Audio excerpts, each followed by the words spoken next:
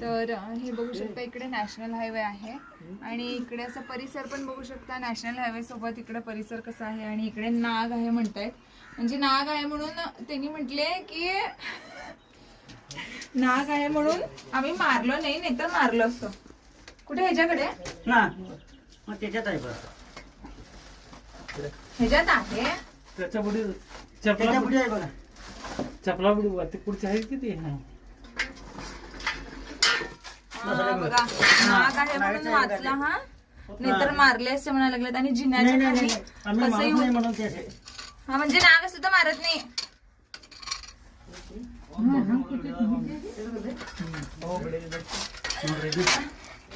तर नाग आहे म्हणून मारलो नाही म्हणायला लागले तर, नाहीतर मारलो असतो.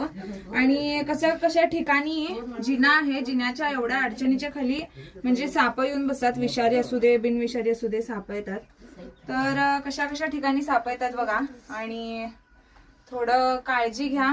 आणि परिसर पण तुम्ही बघितलाच असेल. इकडं त्याला काहीतरी थोडस रक्त लागल्यासारखं वाटायला लागलंय.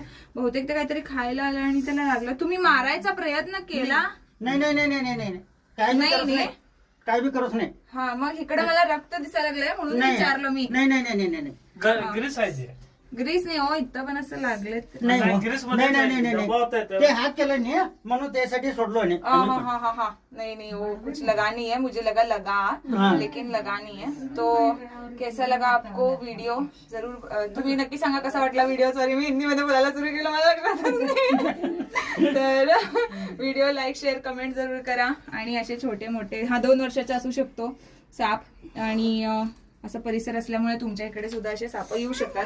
परिसरसाठी खाण्यापिण्यासाठी तर साप येतातच, काही पण असू दे जिथं खायला भेटते तिकडे साप येतात. जसं आम्ही खाऊ भेटायला वगैरे कुठे पण जातो खायला, तसं इकडे सुद्धा साप येतात. धन्यवाद. व्हिडिओ कसा वाटला नक्की सांगा.